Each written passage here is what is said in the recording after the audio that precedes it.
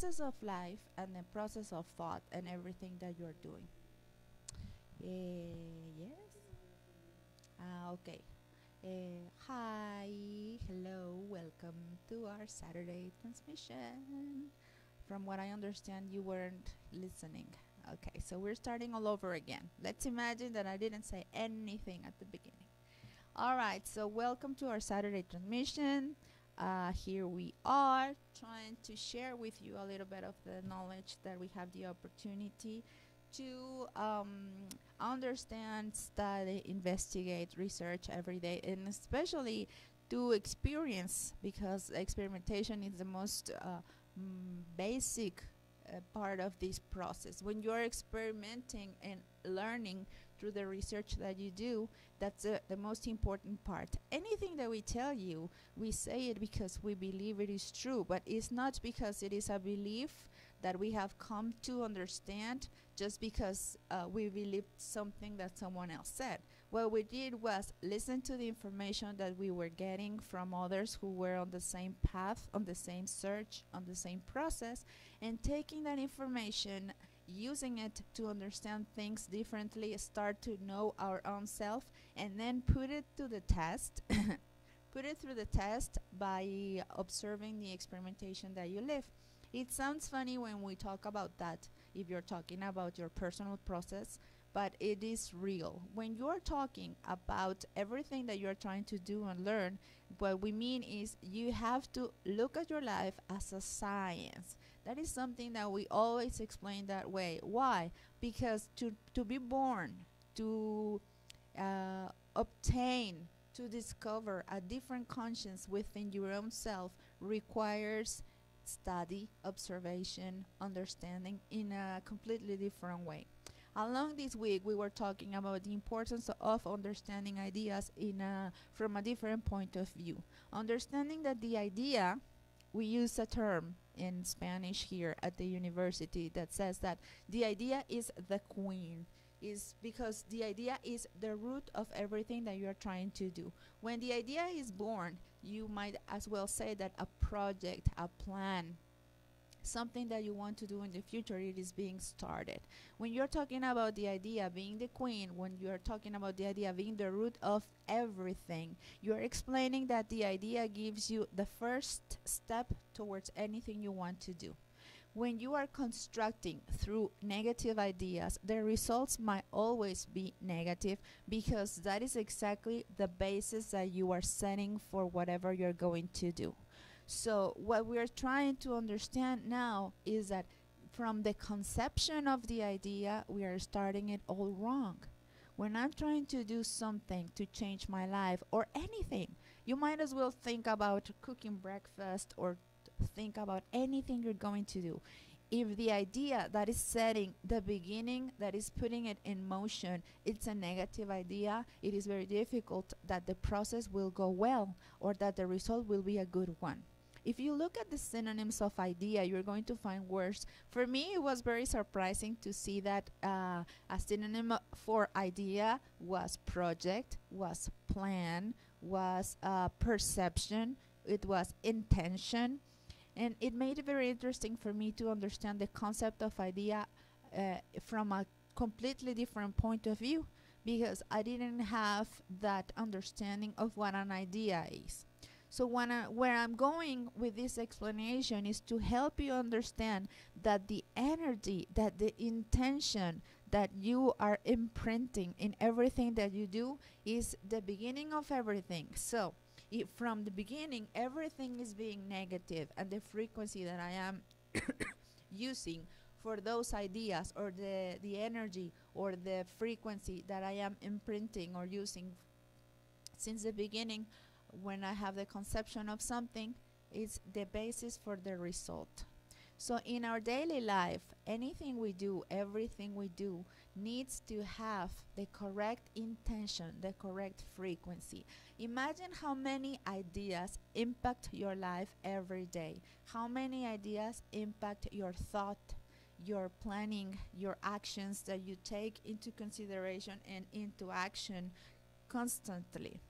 If the ideas, if the thoughts if everything that you are starting to plan, to conceive, to construct have the wrong basis, the wrong frequency, the wrong intention, what do you think the results are going to be? But we don't take it as far as that. We just think, act, and sometimes we just act without even thinking. So that is mostly the part where human beings are going wrong, because we're just going through life taking action without even going through the complete process. If I start observing where everything comes from, anything that I do, any action, then I'm going to have the possibility to understand in a very different way. If I observe that whatever I did had a beginning, had a point of departure, which was already being the wrong one, so how do I expect everything else to go right? If I give you examples, very simple examples, if I am giving a completely wrong answer in a very negative way, violent way, to someone that is sitting next to me. Let's say that it's morning, I get up, I make coffee, my husband, wife, partner comes into the kitchen, and my first, instead of saying hello or instead of having a good thought, my first action, not even thinking, is a very aggressive one. It's like, want breakfast, cook it yourself, or things like those. I'm already getting the wrong, and I'm going through the wrong action without even thinking about it. So anything you do, everything you do needs to be done with the correct intention and the correct idea. And that is why the invitation is to start understanding where ideas come from, what they are, what they mean. The process of thought requires an idea to give it the beginning, then you imprint the energy, and then you have the action. And then you observe the result. Then you observe how you feel about what you did. If every day I get up having the good intention on everything that I do, and having, let's say, as we could use it, the word filter, using a filter through everything and every idea that I am taking into consideration, then I would have a very wider, much wider possibility to do things in a different way, and especially the spectrum of things that I would be able to do, it would be all in a different intention. Normally what we do is just go through life doing things any way we can, however we want, without even taking into consideration that it was not the right intention. And I'm going on and on and on explaining this because it sounds very repetitive what I'm trying to do, and you might be thinking, why is she repeating this so much? Because the conception of the ideas is the basis for everything and anything. So the invitation is to start understanding from a completely different point of view. That way you will be able to start constructing. What you have to do is deconstruct what you have been doing so far, the kind of ideas that you were using, and now start a new conception, a new construction, a new beginning. It is never too late. If you start from the point of the idea, from the departure of, that's where everything starts, then you're going to have a much wider possibility to change everything you do. So any action that you take, any step that you take, has to be taken being clear of the process and being clear of whatever you want to do, however you want to do it, and where you want to go. We might think that we are talking in a very wide spectrum of options, and you might be thinking that when I talk about ideas, I'm talking about no, I don't know, for example, starting a new business, or I don't know, going to school, or anything that might involve ideas. But when I'm talking about ideas, I'm talking about anything and everything that you do. When you get the idea, is even from thinking about getting into your car and going to work, about making coffee, about cooking breakfast, about taking your son to school. Everything and anything needs to have an idea. So, and take a look at this image that is very interesting what it says. You may not know what is going to happen when you try, but if you don't try, nothing will happen. So what we can do is understand that we have the opportunity to give it a chance to what we're doing right now by understanding that in this case, why will I not give it a chance to change my ideas when it is an option to change everything that surrounds me? So that is the main invitation. There are a lot of investigations in which human beings are trying to understand how come their lives do not improve. And that is one of the most important reasons why. We have already talked about cause and effect. If from the beginning the first reaction, the first impulse is negative, the first impact I get it from the first idea. So from there, everything can go either right or wrong. Anything can go either to the positive way or to the negative way. So looking at that expression, at that image that we were thinking about it, we have the opportunity to understand, if I don't give it a try, how can I know that it's not going to work? But it's not giving it a try without even thinking or going like that, just seeing what is going to happen. It's being intelligent, understanding, and more observant of everything that you have been doing so far. That is how we came to the conclusion that this is the right path to change your life. And I know that we talk about it a lot, about changing your life, about being better, about doing things in a different way. And you might be thinking, do these people have the answer for everything? We do not have the answer for everything, but we know that we have the option and the possibility, especially we have the ability to get there. And we already know how. We have to change our mental files, mental archives, everything that we have been putting into ourselves, constructing into ourselves. Some of them we were already explaining a few weeks ago. Some of them were already inherited. We didn't have an option. Somebody gave it to us. It's like going into a house, and if you arrive there and they tell you, well, this is your new house, you're going to inherit this house, but you have to change the bathroom because it is all broken, or you have to paint the walls because they are all peeled off or old, or anything that you find in that house you're going to have to repair. And so you have to understand that's genetics. They gave you this old building, this old house, which you have to repair. How am I going to repair my house? How am I going to repair my genetics? Well, the first thing that you have to understand is that you have the potential. So anything that you get, anything that comes into your life, you have the potential to make it beautiful. You have the potential to make beautiful things. Yes, you. Starting from the point of your ability, your capacity, and your intelligence to change everything that you have around you. You might ask and you might say, how am I going to be able to change my genetics starting from an idea? That's the answer that we're trying to get for you. We're trying to get you to understand. You have the ability to change everything around. Why? Because even though you cannot change your genetics, you can take the house, paint it, and make it better. You have the ability to change the bathrooms, remodel the living room, bring beautiful things into that house. Think of yourself as a house, a broken up, old, maybe peeled off, and probably in ruins house, because maybe the genetics that you got from everyone behind you, it was all wrong, broken, resentful, with a lot of fear, with a lot of anger. But you have the opportunity to change that house, paint it, and make it beautiful. How? By putting new furniture into the house, new paint job, new flowers, open the curtains, let the sun come in. How are you going to do that? By doing the changes that are necessary for your own self. And understanding, you have to be grateful because they gave you this house. Thank you, moms. Thank you, dad, because you gave me life, and now I have this. And I have the ability, the intelligence, and the opportunity to reconstruct myself. That is how you have to look at your own self, as a work in process. And you have that. Imagine if you look at life that way, the immense amount of possibilities. Imagine all the opportunities that you have.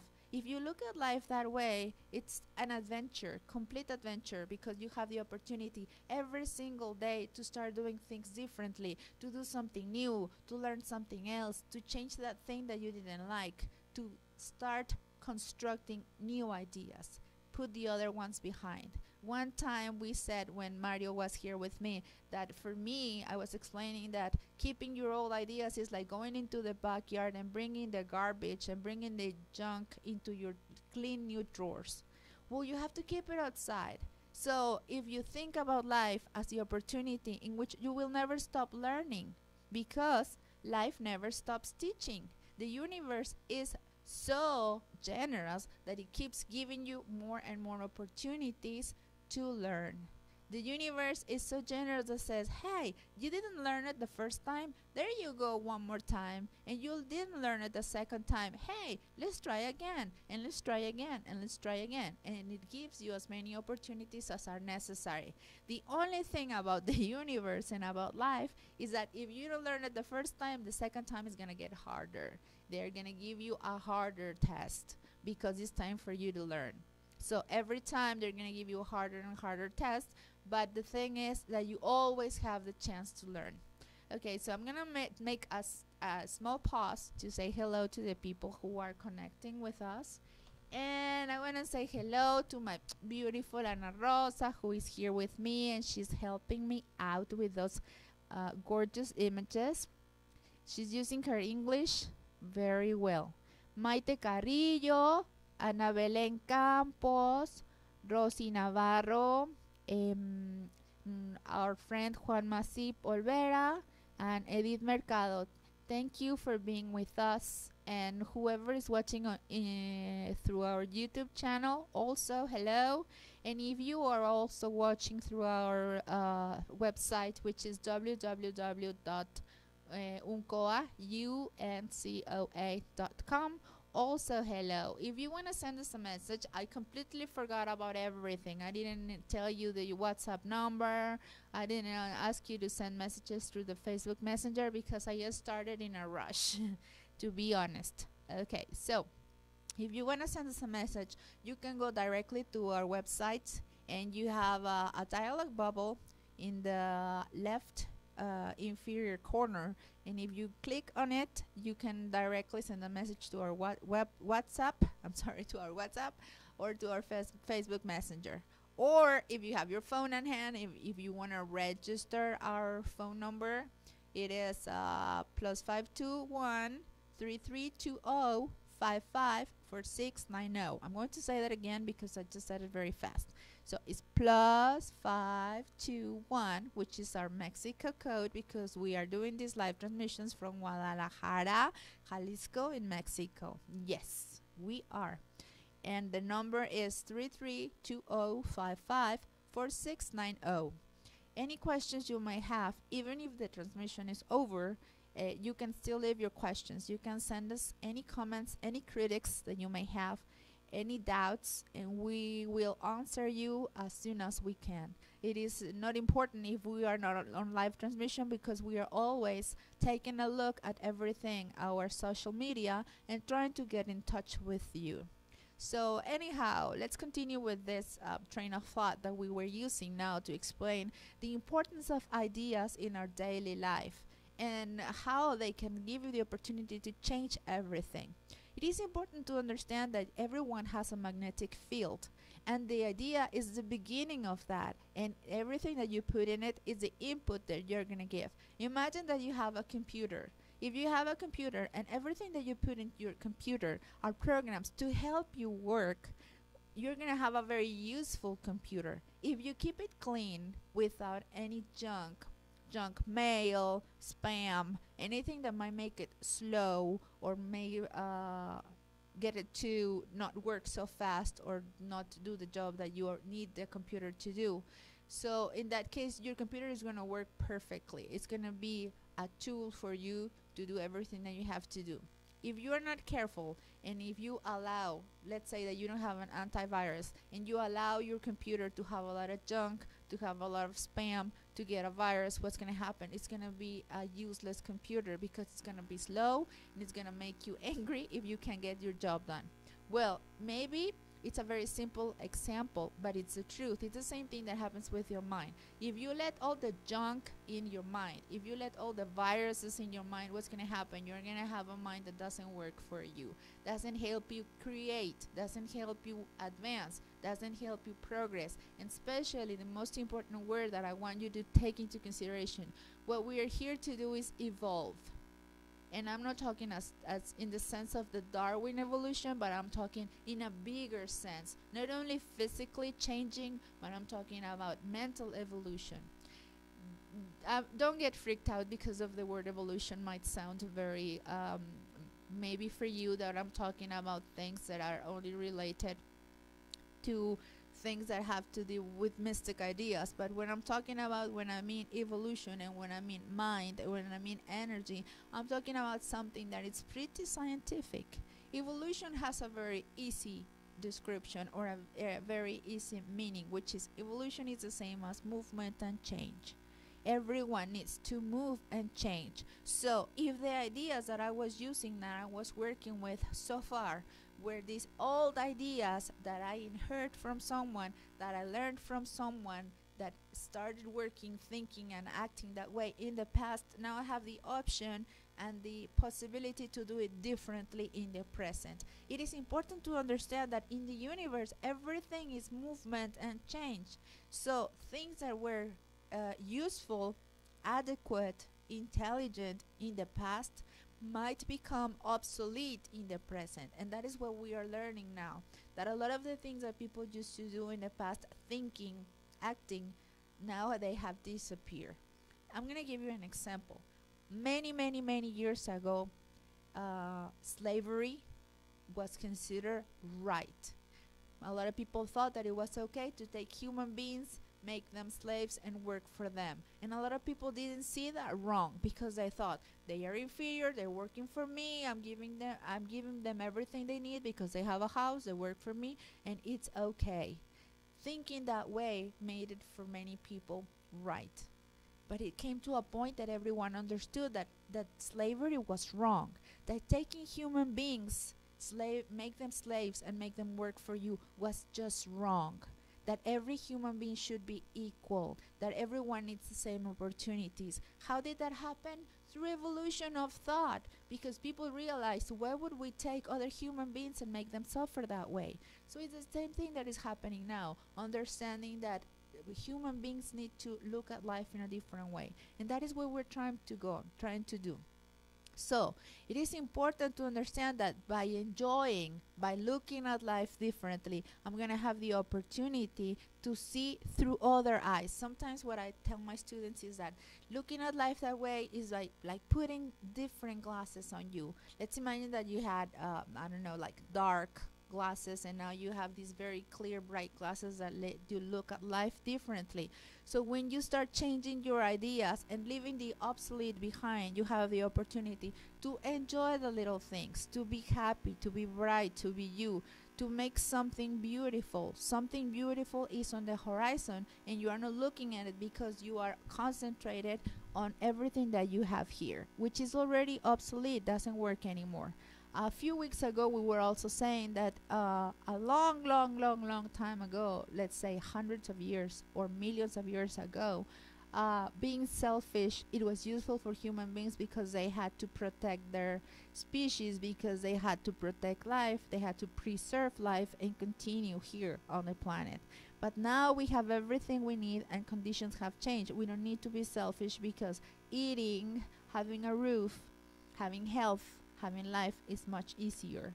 So now there is no need. Now we have to change those thoughts, we have to change those ideas, and now we have to become more sharing, more loving, more generous, understanding that there is plenty and there is enough for everyone around you.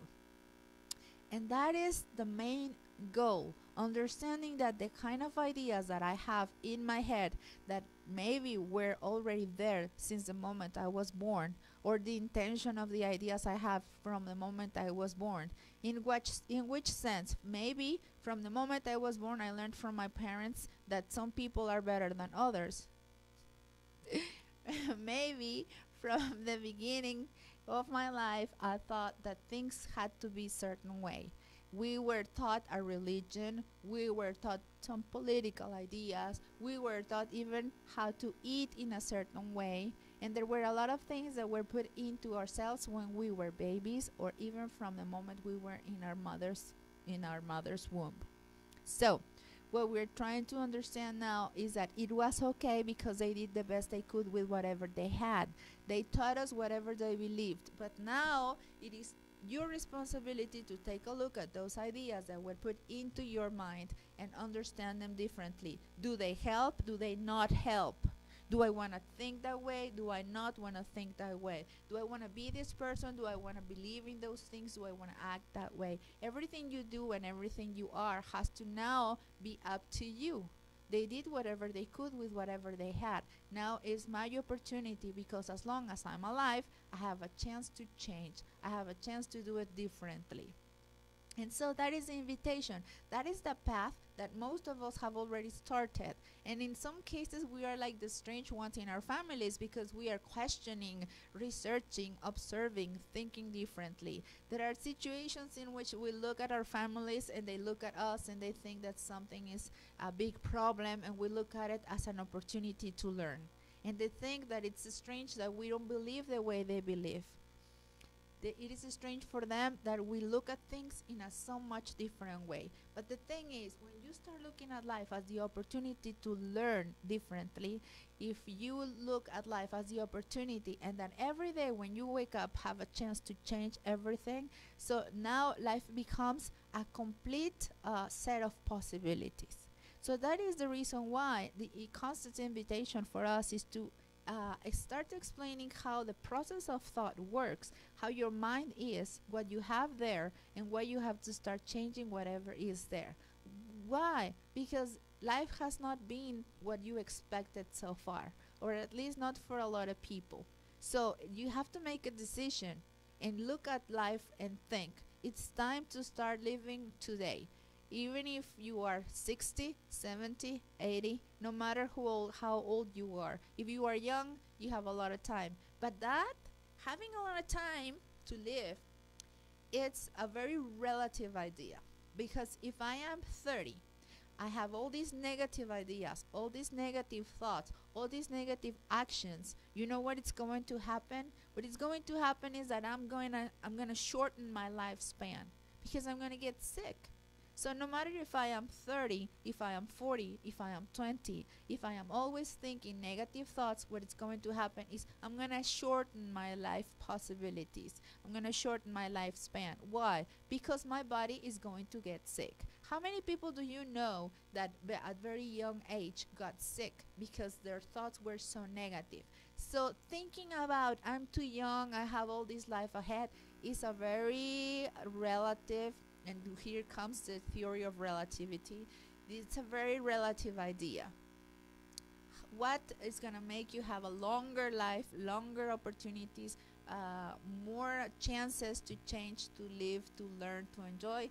Having a positive attitude, having positive ideas, having positive thoughts. That's going to make the complete difference. And think about it. How many of you have grandparents who are, I don't know, 60, 70, 80, and they look young, and they act young, and they are positive, and they are happy, and they play with their grandkids, and they have a very nice, positive attitude, and they are healthy? I can talk for my parents, for example. My mother, she is 65, and she is a very young grandmother. And she is a very young grandmother. Why? Because she has a very positive attitude.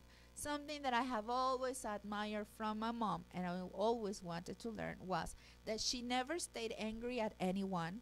She might get angry for a few minutes because, I mean, everyone gets angry at some point. But something that I admired very, very much, it was that whenever my brothers, especially because there are 2 girls or 2 women in my family and 2 boys, my 2 brothers. And usually, you know how boys are. My brothers used to make my mom angry. But it was funny because she would stay angry for a few minutes and then she would forget about it.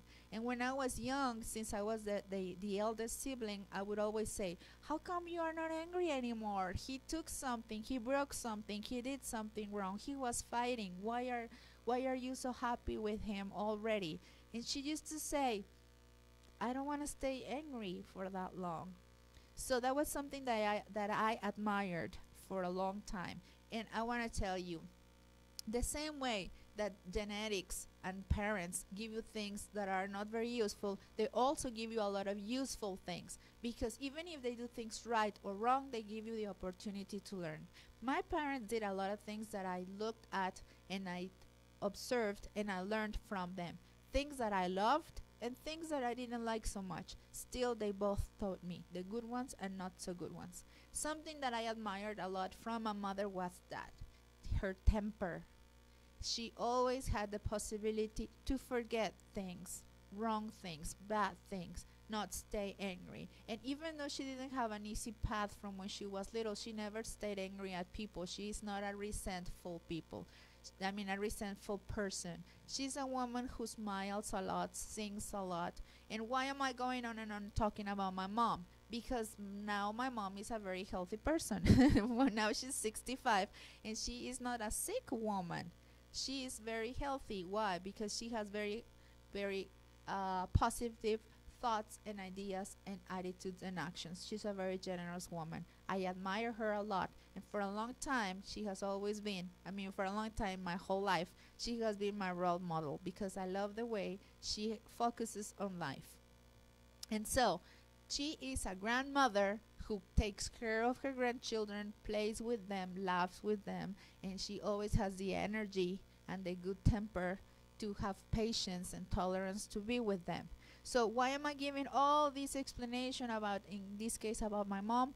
People who live life like that have a longer possibility to continue living and learning. So either if you are young or old, that doesn't make you doesn't give you the option or the possibility to live longer. What gives you the longer life or the bigger opportunity is how you act, how you feel, how you go about things.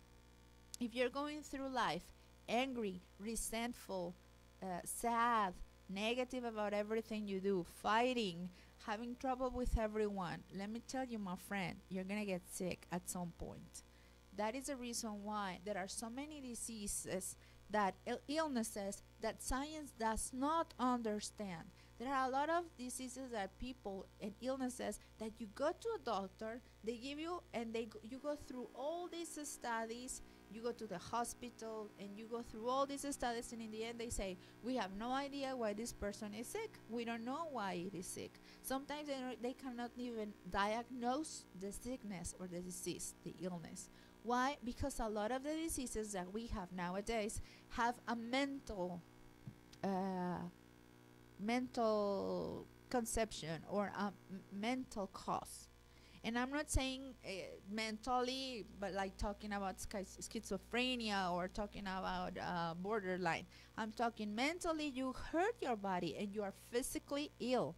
You're physically having problems because your thoughts and your mind are constantly impacting your body. And it sounds like something that makes no sense for you maybe, but it's something very, very real. Every emotion, right or wrong, has an impact in your body. If you are constantly thinking about certain things and you are constantly, let's say, feeding the same thought, there is an organ, specific organ in your body that is going to get sick. For example, if you're always with fear, one of the many organs that will get affected are your kidneys. And that's not something that I'm making up. Look it up, investigate a little, and you're gonna find a lot of information about that. Every idea, every negative thought has a direct impact in your nervous system. And the nervous system, what it does is conduct that negative impulse directly into one of your organs. So according to the idea, the thought, or the impulse that you send into your body is going to be the kind of reaction that it's going to have.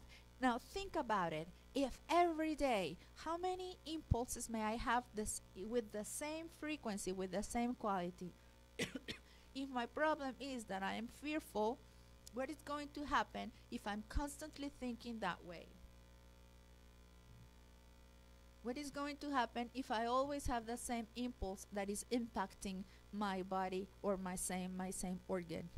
Through time, it's going to come to a point when the cells are going to be impacted so many times that they are going to start to malfunction. And that is the reason why we have cancer. That is the reason why we have a lot of disease that are terminal, that are degenerative, and they degenerate your body because you are always using the same impulse. As long as we don't change the way we think, as long as we don't change our ideas, then we're gonna have over and over and over the same problems.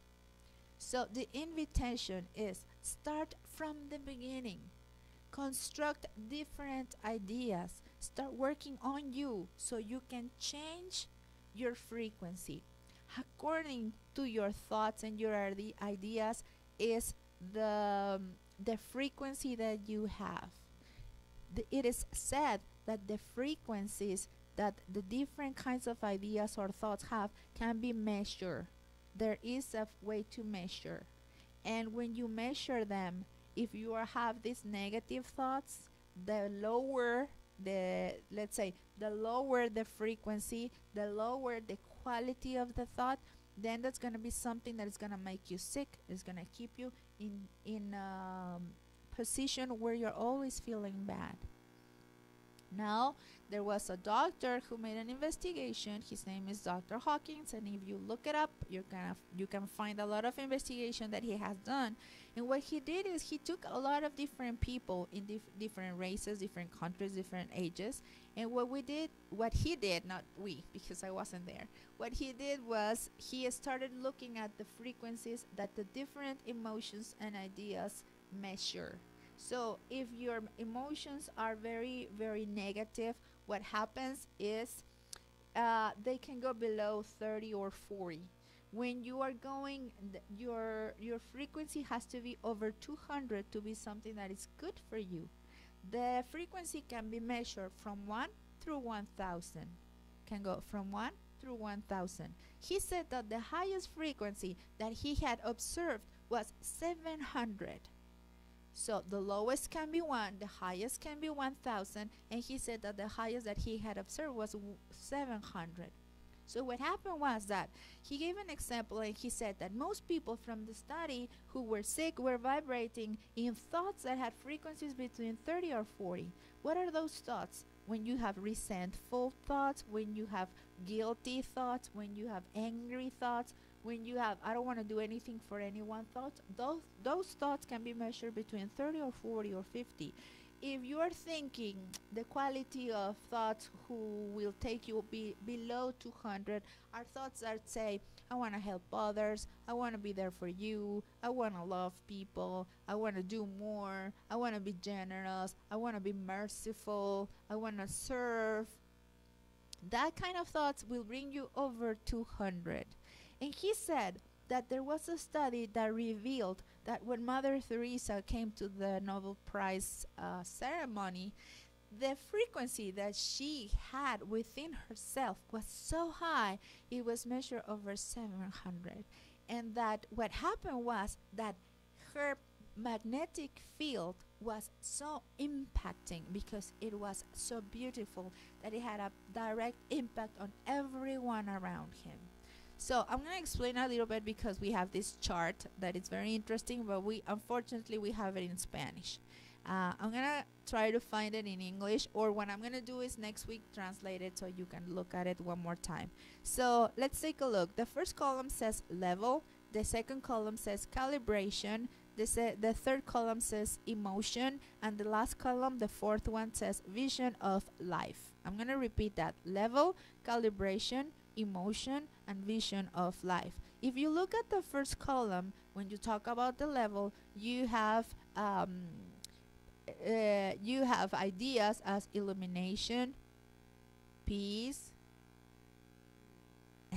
thank you, illumination, peace, joy, love, reason, acceptance, enthusiasm, neutrality, courage in a very positive way.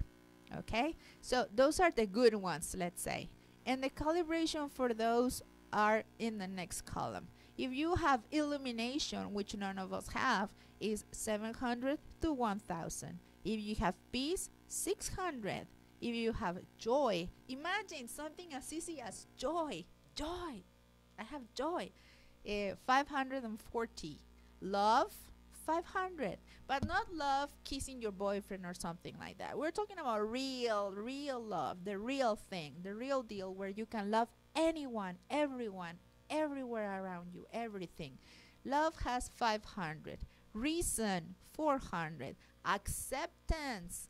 If you live in acceptance, you have everything in your life. 350. Enthusiasm, 310. Neutrality, which means you are not always judging, 250. And courage, 200. And so what happens is you have what kind of emotion is. If you have illumination, if you have peace, if you have joy, you get different kinds of results emotionally. If you have peace, you have joy, you are plentiful, you are happy. If you have joy, you have serenity, veneration, comprehension. If you place yourself in the, let's say, reason, the calibration is 400 and you come into comprehension, which means you are understanding, you are not judging, you are observing, learning, and using your intelligence. If you come into acceptance, you have forgiveness. If you forgive, you are not resentful, you are not intolerant, you are not impatient. When you live your life with enthusiasm, you have optimism. And when you are neutral, you have confidence because you know that things can happen. When you have courage, you have affirmation, which is complete opposite of fear. You are not in fear. And then at the end is what is the kind of vision you get on life? Perfect, complete, benign, meaningful, harmonious, hopeful, satisfactory, consentful. Which means that is the vision of life that you have and how you feel. Imagine vibrating through those. Of course, getting to illumination is the hardest one. But if I look at it, if you think about it, living with acceptance is pretty easy to achieve if you start working on yourself and changing the construction of your ideas. Living with enthusiasm is very easy if you're always working on yourself and looking at things with a lot of hope, with a lot of joy, with a lot of energy. Now, let's look at the lower part where you're talking about pride, when you're talking about anger, when you're talking about desire in a negative way, when you're talking about fear, then you have sorrow, apathy, guilt, and shame. That is the starting from the blue part. You have pride, anger, desire, fear, sorrow, apathy, guilt, and shame. If you look at the frequencies or the calibration frequencies of those, it goes from 175 below. Look at guilt, it has only 30. Look at apathy, it has only 50. Look at sorrow, 75. Fear, 100. Desire, 125. Anger, 150. And pride, 175. What is the kind of emotion that those can get you to feel? Despite, hate, longing, anxiety, repentance, desperation, guilt, humiliation. What is the kind of vision that you have of life? If you are always with pride, you're gonna be despiteful and you're gonna be demanding. Everything has to be the way I want. And so what happens? You are always disappointed. When you are angry, when you are in hate, you're always antagonistic, fighting with everyone, having a bad action, bad attitude, and bad relationship with everyone. And when you are in fear, you're always anxious. If you think about it, there are a lot of people in the present who live with a lot of anxiety. Anxiety is a big issue right now. People are taking pills for anxiety. People are being medicated because they live in constant fear, anxiety. So how is your life? Frightening. You are always with the fear that you don't know what's going to happen. What would happen if you place yourself, instead of being in fear, in courage, affirmation, happiness, being trusting that life, being hopeful that life has everything that you need? How? You have to go there and work for it. If you live in sorrow, in this case, for example, if you lose someone, Will you're always believing in a tragic, I'm sorry, tragic, in a tragic vision of life, because you think that life is sad, that life is tragic, that there is no hope, and you're always vibrating that. So that gives you what? Um, Depression. So you combine both. Imagine you have depression, you have anxiety, sadness, sorrow, apathy. What is the kind of impact that you're going to have in your body every day if you are living and vibrating that way? We're not talking about today I was angry. We're talking about every day I'm angry. We are not saying today I'm fearful. Every day I'm fearful because I don't know what's going to happen. I'm fearful about every single thing. And then if we continue going down, if you will live with guilt, what is the kind of vision that you have? Malign. Why? Because you are always not trusting anyone because you feel angry. And especially the worst part is that when you feel guilty, you feel bad about your own self. It's not something that you feel about others. It's about your own self not accepting you. And when you are in shame, you feel miserable all the time. Now, the worst part is that we most of us have a combination of all of them. It's not that you're only fearful, it's that you are fearful, angry, you are ashamed, and you have all those combination of all those feelings. So take all the list, combine it, and make it your own. So what happens? You're always feeling sick because you have this constant impact. Now imagine the opposite. If I take all the columns from the top, I combine them and make them my own, I'm gonna shine. I'm gonna be light. I'm gonna be joy. I'm gonna be happiness. For whom? For me. That is the most important thing to understand. What I'm trying to do and what I'm trying to say is that is the possibility for you. That is something that you can get for your own life, for your own. And if you don't understand this chart, and if you want me to explain it over and over again, I will. I will do more research. I will bring you more information, anything that you may need. Because this is, to me, it seems simple. But I understand that sometimes things that may seem simple may not be as simple. So I'm here to help. Anything you need, I'm going to do everything I can to understand better and explain it better. So what I'm trying to say is, what is, let's put it in simpler words. Let's not say frequency or anything. How do you want to live your life? You want to be positive, negative, happy, sad, good, bad. That is something easy to understand. We don't have to talk about frequencies, magnetic fields, anything like that. Make it easy on you. You want to have good life, a bad life, happy life, sad life. That is the option for you. Who decides? You. Who takes the step towards one or the other? You. There are many options, many possibilities, but all of the possibilities have two ramifications, all the positive and the negative. Looking at the columns is like that. I want to be in all these negative or in all this positive, and the possibilities are unlimited in both sides. That is the bad news. The possibilities for a negative life are unlimited, but also the possibilities for a positive life.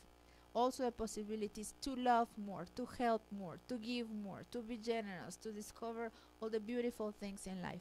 And what we always say, and it is very important to understand, you're looking at the wrong place, you're looking outside. Go in. You have the key within yourself.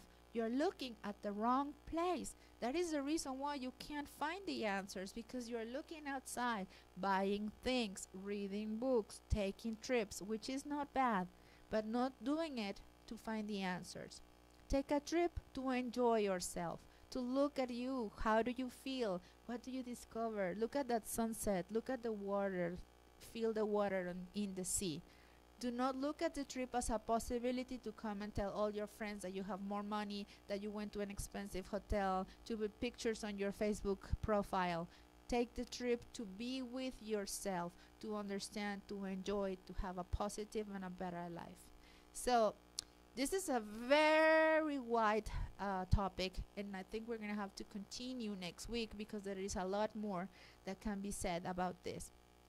What I want to tell you today, and what I want you to keep into your mind, into consideration, is that changing your ideas is the most important thing that you have to do for now.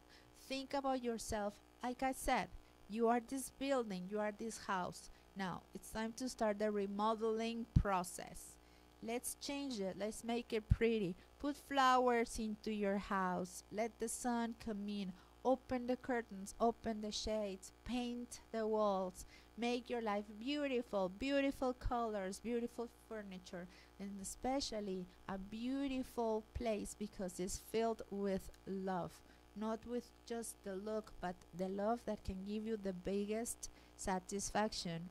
For whom? For your own self.